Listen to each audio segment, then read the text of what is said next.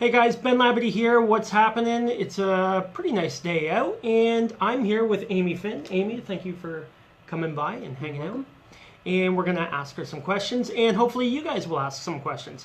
So the whole idea, as usual, is for you to get to know the candidate, and Amy is running for Ward 6 Council here in Chatham-Kent. And so why don't you tell us a little bit about why you are running? Why do you want to run? Well, I've lived in the community my whole life, grew up in Blenheim, moved to Chatham in 1988, and never left. It's been home for 30 years. The community has helped me for 30 years in many ways, both professional and personal. And since I've kind of worked with the community, helped the community, I think it was just the next step. Now, a lot of people have seen your face in the paper, doing many things over a period of time. Yes. And you are still, or were, a police officer? Are you retired now? I'm officially retired July 26th. Now, were you the first female police officer in Chatham? Yes. Is that Chatham-Kent or just Chatham specific? No, just Chatham. There's a Staff Sergeant Rose Kacharik who beat me by 6 months in Wallaceburg. It's always one. Yes. Okay. So that's got to be quite the experience, because you'd have to meet a ton of people. Any police officer would. Yes. And you'd have to experience a lot of what nobody else actually sees in the community. So how does that help you and kind of give you a little heads up on what to do in council or something like that to kind of give input into the community and input on council? Well, I've got 4 kids, so I have children. I know what it's like to be a single parent, where you look for things to do with the kids. Right. Being a single income, you kind of budget your money. You need to find stuff that you can do as a family that's reasonable, not going to put you out an arm and a leg. Right. And keep involved with the community, and have the Festival of Nations was always great. Love the Festival of Nations. If you guys like the Festival of Nations and you remember it, hit the like button. I think we should have something like that again. We should. We have many communities within a municipality. Everyone's got something different that they hold. As a municipality, we should incorporate that. 1 week, the Cherry Fest in Blenheim. You have the Threshing Festival. You have the Bothwell Auto Days. You have Wambo. Erie-O has their big regala every year. Incorporate, promote. You want people to get involved? Promote. From within, promote outside to within. Work as a whole. Awesome. You also play baseball, right? My dad used to umpire. He was talking about you today. I was telling him I'm going to interview you today and have a conversation. He's like, I know her. I remember her. He was a good umpire. Yeah. Yeah. So that's so you play a lot of baseball, sports, or anything like that? I haven't lately. Working full time, having 4 boys of everywhere from 26 to 14. Not a lot of free time for yourself. Right. So I've contemplated going back. I've been asked many times. My fear is striking out in front of somebody that I know, because I never hear the end of it again. Okay, so hopefully you'll strike out going into this campaign. All right, let's talk about some issues. Hey, if you guys have some questions, make sure to ask. Oh, of course. You got a lot of supporters. Judy, hi. Annette, I know well. Okay, you've done wonders apparently. Sean loves ya. Tanya loves you. So you got a lot of support already. You miss Judy. Oh. Judy's up at the very first. Judy Gal, yes. So there should be some kind of event in downtown Chatham at least once a month. Retrofest was huge. Yep. I agree with Liz. I think, you go to these other spots and they block off parts of the downtown to have just small events or something going on each week. We used to have a market downtown where they would start to block up parts of the streets, and you'd have vendors down. Art in the Park, out in Erie-O. Section off an area, bring the people in, but know what else is going on in the community, so you're not doubling up and kind of sharing the wealth, I guess. Yeah, and that could be kind of spread out to each downtown area of the municipality. Clothesline. Okay, so That's an inside joke for Joel. okay, Joel. I don't know the joke. Probably find it. It was later. a good one though, Joel. Okay, so I got a couple things I like to talk about. So let's talk about the stuff I like to talk about first until people chime in with their questions. Sports complex. Yes. Multi-sports complex. We're not just talking a twin pad or triple pad arena. No. We're talking soccer, basketball, everything in one. I would agree. We do have a need for it. We have one indoor pool inside of Chatham. There's one in Wallaceburg, one in Blenheim. Those pools are great pools. I don't know if Chatham is the best solution for a sports complex, but you know what? We're going to have outside support to help that. Right. We can't do it all alone. But it's got to be something that incorporates for the whole municipality, I think. Right. Not just Chatham, but there is a need. Somewhere along the way, there is a need. Absolutely. Awesome. And as you come in there, and you've probably been approached several times and asked a question about what are you mainly passionate about? What is the one thing, if you could do anything after 40 years, have accomplished on council? The people having a voice. There's a lot of times, I'm not going to say all of them, there are councillors that aren't approachable or they're busy. But the people out there need to know that they have a voice and have somebody that's able to speak it. Whether people agree with it or not, they have that right to have that voice and that opinion, and somebody should be looking out for those people. Now, being in the position of being a police officer, and like I said, and many people have seen you in the paper a ton, talking to people. You've already done that for a period of time, so you're kind of used to the idea of people. And I'm guessing there's a lot of struggles. There is, right? That people face that they come to you with, or you're forced into a situation to deal with. Yeah. Right. So some I've lived through myself. So yeah. Well, we've all had struggles. Everybody, I think everybody has struggles. I don't care who you are. If you haven't, well, you haven't lived, I guess. So let's go to economic development. A lot of people say we don't have enough results for some of the things that the community says that we're doing, like going to trips to China or elsewhere, and they don't feel that there's results from that. They don't feel there's results on big ticket items like big, job creating industry. Is there anything that you would do, economic development wise, either add to it or look more into how can it be more effective, efficient, or anything like that? I don't think we're ever going to see the big factories come back. I'd love to be proven wrong on that. But all across the entire country, it kind of shows that the big factories are no more. We need to start focusing, look at our area, look at what we have. Smaller businesses, if you can employ 20 people and you have 10 of those small businesses around, right, you've got 200 people employed. Mm-hmm. If you start looking at that avenue and maybe promoting small businesses, giving them little breaks.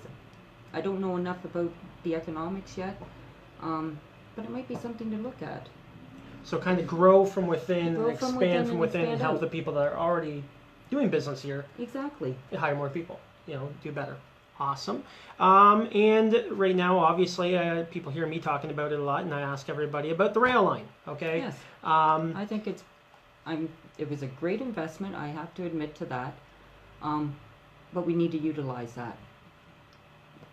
Perfect for biking, running, any sort of an all-season trip. I like her. I like her already. Wintertime, you want to bring people in, you got ice fishing down in Mitchell's Bay, promote it as a trail. Yep, absolutely. So we're on there. Now, in regards to the rail line, you kind of mentioned that, it's a little bit of risk that you got to take. Would you call yourself more of a risk taker or more conservative, hey, play it safe? Because I've always found that Chatham-Kent has played it maybe too safe, so safe that we're behind on everything. Exactly. And once we watch anybody else see if it works over there, we're behind, so it won't work as well when we try to do it to take advantage of it. I have to say, being an officer, first female, you have to take risks. They took a chance on me. We succeeded. 30 years I stayed here. I love it. I never looked back. You have to sometimes step outside of that box and take that chance. And get out of the comfort zone. If it's for the better of the community and you can show why you're taking that risk, I believe the community is okay with that. Awesome. And in the case of the rail line, in my opinion, I mean, I see where the risk was worth it. If we would have had the payoff, it would have been a great payoff. Oh yeah. But now we have I call it a blessing in disguise, where we almost have the perfect trail. You do. The Great Ontario Marathon Trail, I like to call it, by the way. That would be perfect because it's the perfect distance. Yeah, so Glenda, you rock. Alan Doors, you got my vote. Darlene Smith, Laura Friesen, Ryan Jackson, and Angela Pistowka. Oh, by the way, Darlene, congratulations on your job. Congratulations, Darlene. And Angela's a fellow realtor. Yes. So what do you want to talk about? Do you want to talk about anything like social housing? We need social housing. Right, because again, you see a lot of people, maybe as more, again, hit you with this police officer thing, but you probably see more people on the street than anybody else kind of would. Well, we have many apartment buildings, all owned by someplace in Toronto Skyline. You can see the market value of those apartments going up. But if you're a low-income family, you're spending all your money on those apartments. Right. You want to give somebody a boost, let them take ownership of something, some housing, some geared to income, affordable housing for people in the area. You want to bring them in, keep them in. These people get an added boost, you help them out, they're going to turn around and they're going to pass that forward 100 times over.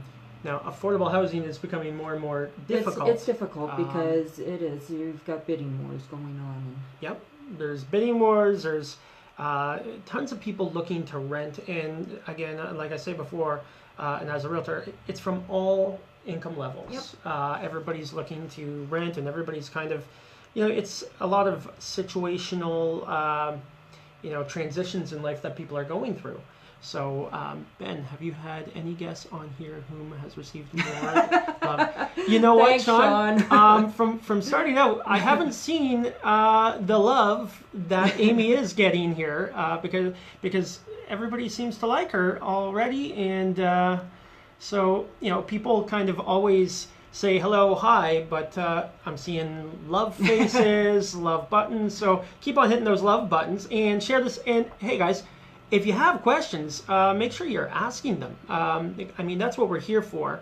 And so, just to get really to know the candidates, get to know Amy here. So what do you do for fun? when you're not working all the time and taking care of the kids and doing all that stuff, what do you do for fun? I relax, I lay back, I watch TV in peace and quiet, and that's very rare with four children, 4 cats, and a dog. That's a lot of cats. Yes. I have the children with the kind heart that if they find a stray, we take it in and we get them fixed up, and yeah. Well, you haven't met my brother Billy, or maybe you have. He loves cats, and he will take in any animal anywhere. Jeff that's an ongoing joke, too, by the way. How you doing, Beckett? There's a group of ladies from Tim Hortons that think my twins are his kids just because we'd have coffee all the time. Let's bring Chathamton together. Okay. We got the outside, wards. We have the inside Chatham, and it's almost an us versus them all the time. Where are you thinking? How do we bring this, get rid of this once and for all, this whole idea that we're all separate still? We have to accept the fact we are unique. We are one-of-a-kind municipalities, but we're all the same.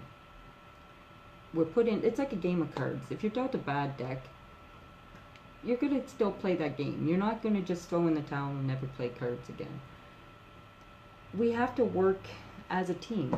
Just like any soccer team, you get a pickup player, you have to work together. And we have to find a common group of people that are willing to work together. And, like I said, promote this municipality as a whole. Whether it be the Cherry Fest in Blenheim, or the Car Days in Bath, anything. We need to be supportive from Chatham, from Tilbury, from Wallaceburg, from Highgate, wherever, in order to succeed in this area. We need the outside areas to see what we have, and we're a family. We're just a big family. We're like if anybody's never been to Homecoming in Buxton. Yeah. You could have never been there before, but you walk out of there feeling like your family and never have known anybody. By the time you're done, I can guarantee you've met at least 10 new people. Right. Okay, Scott Day, apartments in Blenheim are clearly old and needing updating. Why doesn't the city do more inspections? What do you think you can do to improve the situation? So I don't know, why doesn't the city do more inspections? I have no idea. That's an area that I've never been involved with, but I do know we do have building inspectors. If there is I would presume, I'm not going to say I would presume, I would think that if there's a complaint that comes in, somebody is assigned that complaint. Yeah. And to check it out. So. And okay, so Ryan Jackson, with your history as a police officer, how bad do you think the illegal drug use in Chatham is, and do you have any ideas on improving the situation? I'm going to say that our drug use in Chatham is no different than any other city. We see it more because we're a small community. We know the people. I don't know what we can do. Our courts need to be part of that process. Maybe stiffer sentences. No more slaps on the wrist, throw them out, and the next day they're doing it again. I really don't know. Our detox centers around are filled. You have a waiting list even at Thamesville, so. Really? I really don't know what, there's like a few months waiting list. So there's got to be a combination of a bunch of people come together with some ideas, right? And I think a lot of the places, I don't even think it's just Chatham Kent coming to those facilities. Brentwood, I know you have a difficult time. They do what they can, but again, we need to work as a whole and look at that situation. Are the courts giving appropriate sentences? Give them time in there, clean them out? I don't know. That one I really don't know the answer to, other than we have to keep trying. Maybe, right. Like I said, maybe if there's more job creations, even in the smaller scale. But this is in no way limited to a Chatham Kent problem. No, it is all over. You talk to anybody from Toronto, Hamilton, London, Windsor, Sarnia, anywhere. The drug use is big in all those cities.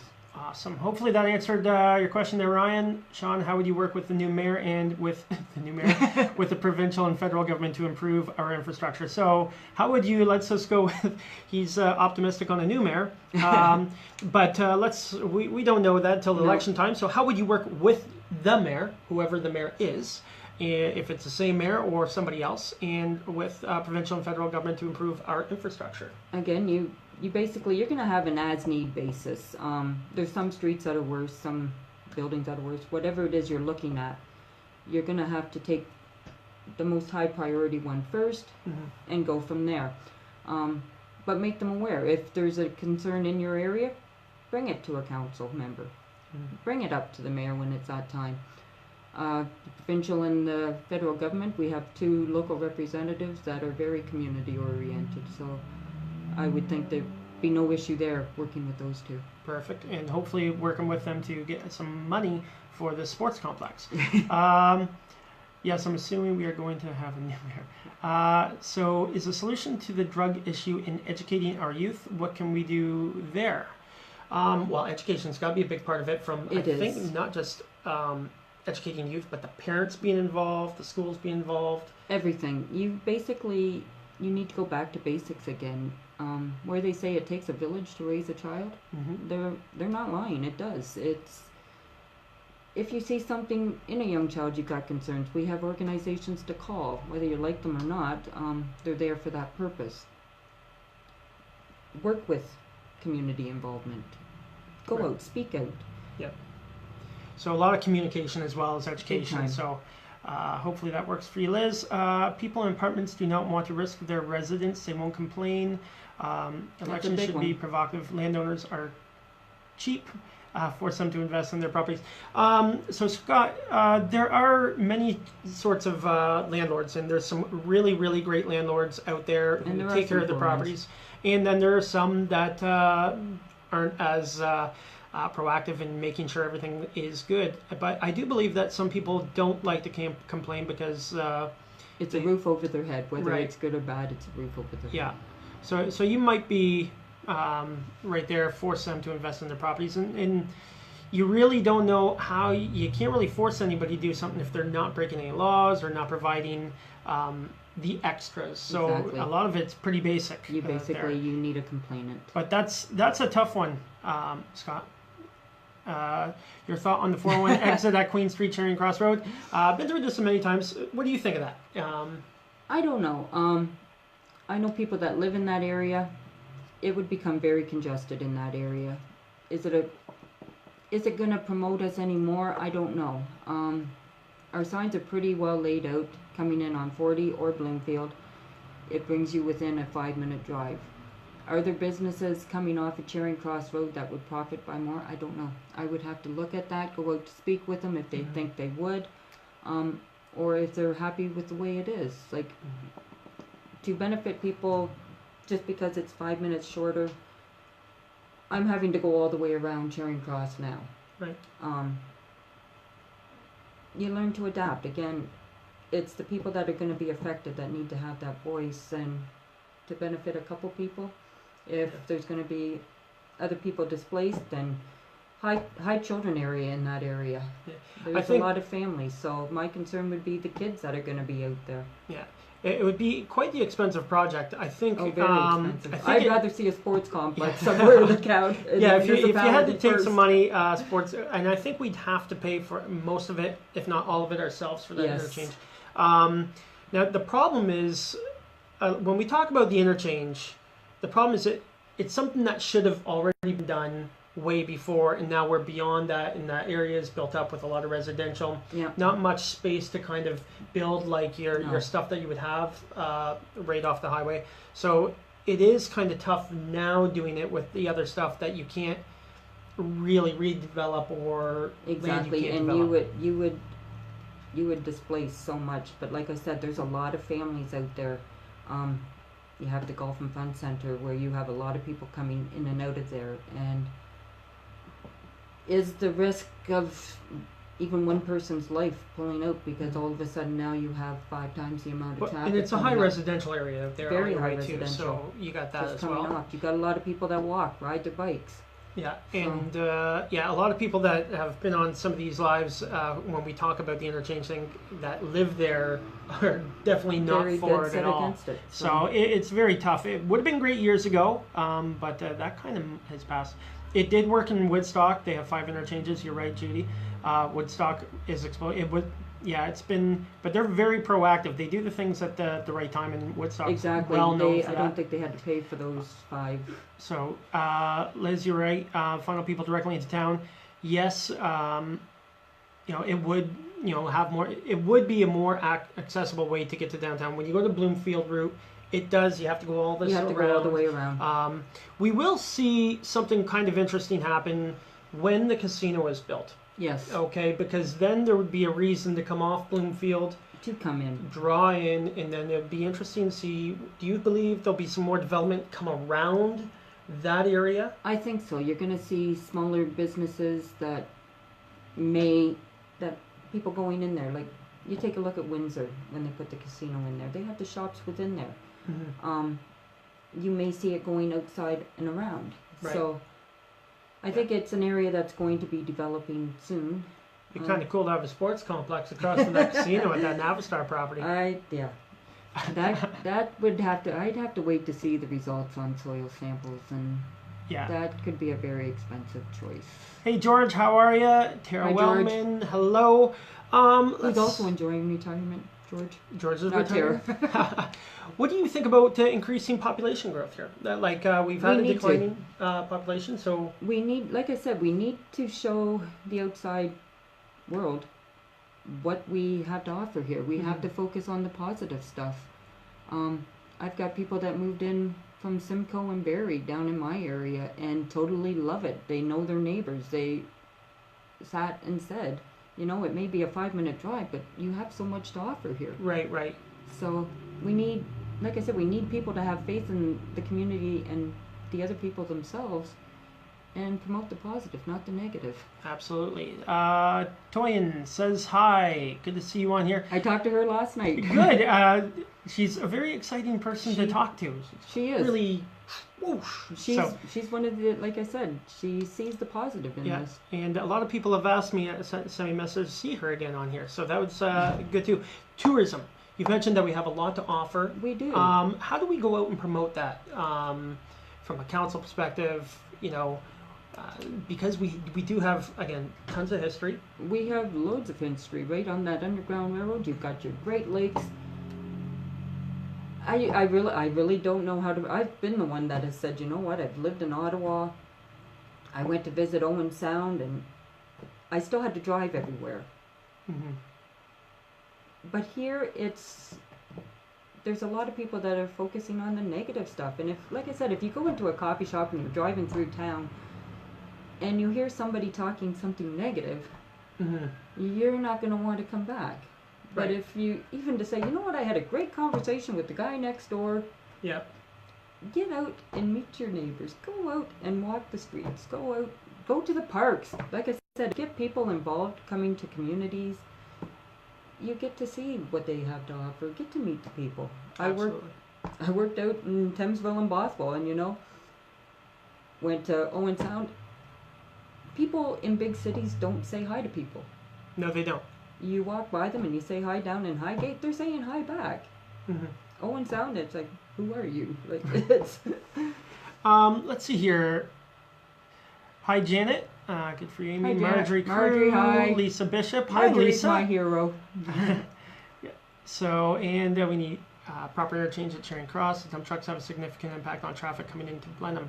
Okay, so when we talk about negativity, all right, and how do we flip that kind of psychology around, or that thinking? Well, it's not easy. Yeah.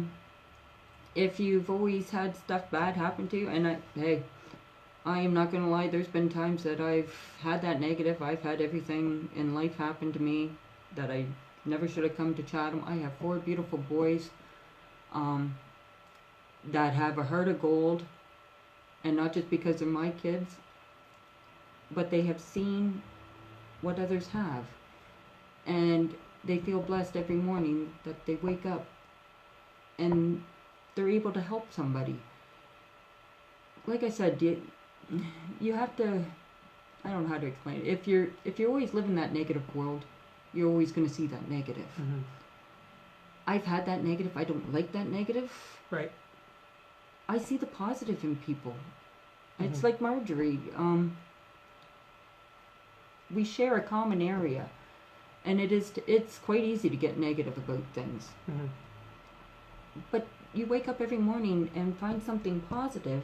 Go out and buy a coffee for some stranger.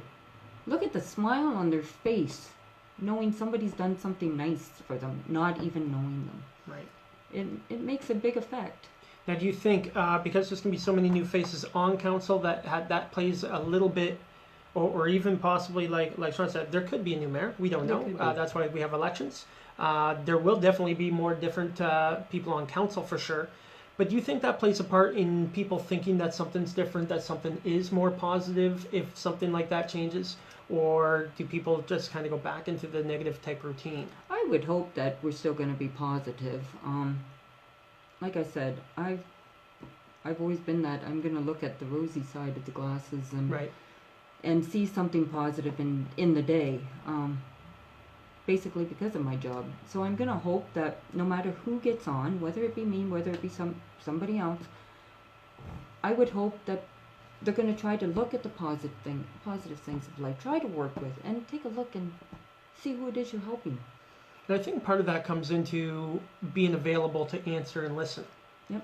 Because when people believe that, because a lot of it is, well, you see negative people in the community, and every community has the same negative, probably population, just going out there because they feel they're not being heard. Yes. Right. So, and they always refer to them as they never listen to us. Exactly. And whoever that is, sometimes it's government, it's sometimes just their neighbor. Being more accessible and being out in the community more. Do you think that will play a part in changing the perspective? You have to be in the community. You have to make yourself available, I believe. It's not like you're running for a private position. You are running as a representative of the people. Much like I was an officer. I took an oath 30 years ago. I would be available and I'd be that police officer 7 days a week, 24 hours a day, 365 days a year. I took that serious. Ask my children, they refuse to go grocery shopping with me because that 5-minute trip in to get a bag of milk ends up being half an hour. Right. And like I said, I like to know what's going on in my community. Mm-hmm. They helped me over 30 years. Like I said, I think it's time I help them out. So awesome. Melissa Ann, who's running in Ward 1, just a moment over lunch. Love the positive approach, Amy. Good luck. Bob Howes. Amy, what do you think about the city adding new arenas to a shrinking youth population at the Navistar property, and who will pay for the cleanup there? That's been my interest. I've got 3 generations in my family that worked at Navistar. I know some of the doing-ons from way back when. I don't know if there's ever been a cleanup done on there. Like I said, I would have to wait to see, but I can't really answer as to who would pay for it. Yeah, if it is contaminated and it hasn't been cleaned up yet, and we take ownership of that land, with it being contaminated, I would think that we as a city would have to pay for that cleanup, and I don't think that's going to be a cheap expense. The size of that Cleanup land. of any environmental issue is Yes. never a fun thing, and it's never affordable.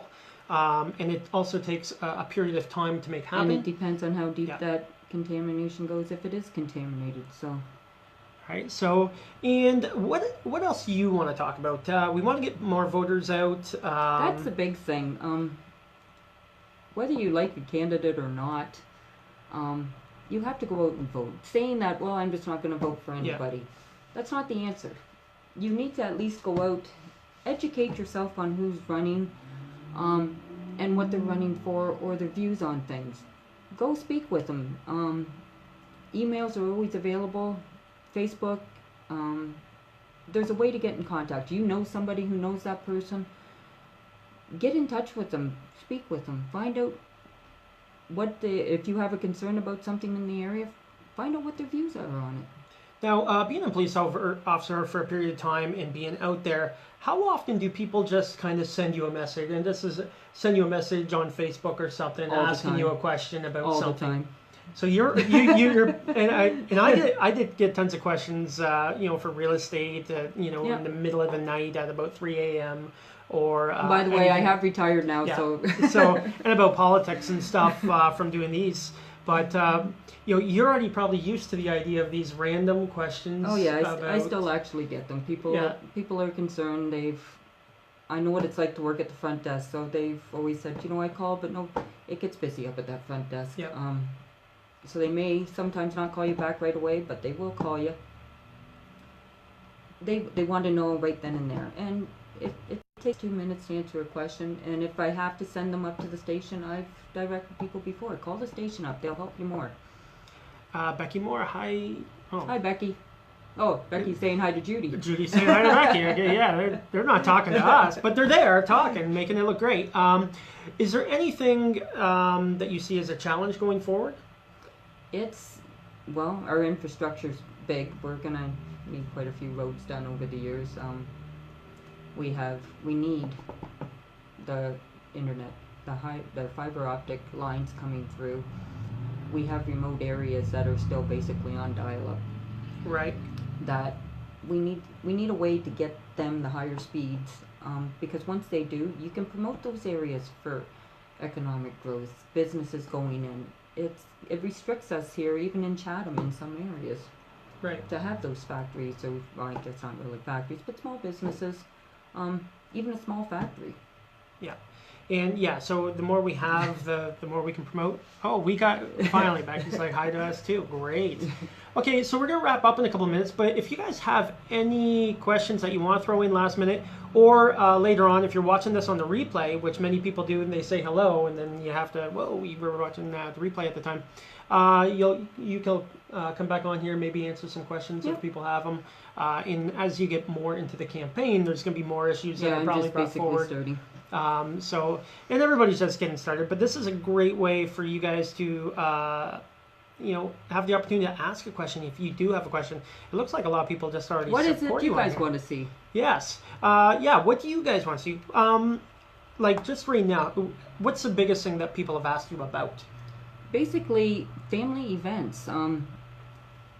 free movies in the parks. We used to do it a couple years ago. I know I had Marjorie down in my park area. We need to get the people involved. Like I said, whether or not you have kids and there's a movie in the park, go down and watch it. We have the bands playing in the park every Wednesday. I went down there for the first time on Wednesday night, last Wednesday. There had to have been 200 people in that park. And it was so great to see because, granted, the mosquitoes started to get a little hungry. But it was nice to see that people were coming out and enjoying that park. Right. And what about the downtown? I always would like to see when you Downtown, go down. Are there to bring people in? Yeah, the other downtowns you have, sidewalks with people that are eating on those sidewalks and that. Little cafes or the tables out on the sidewalks. And how do you make it easier for, say, maybe some of the restaurants downtown to maybe expand out onto the sidewalk a little bit for periods of time so that they can? That's something I'd like to look at because I don't know what the BIA has. I've not spoken with anybody there. Like I said, I'm getting involved.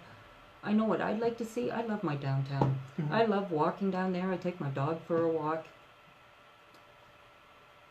But you don't see the people out walking anymore. You really don't. And we're missing that.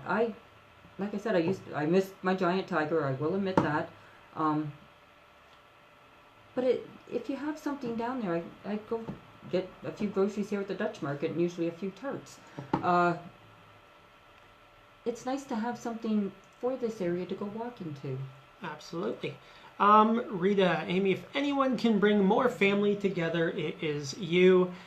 Crimson. Thanks, Rita. Crimson Love. Is that your actual last name, Crimson? That's a good name. I like that. Wonderful. Amy, super excited for your next adventure. That's my girl from Janice. She makes some good cakes. How much of an issue is that rental costs are so high for downtown businesses? Rental costs are pretty high everywhere, Judy. And a lot of it is because taxes, commercial taxes for many of these businesses. And if you go to any commercial business, you'll see our commercial tax is pretty high, and that's factored in too.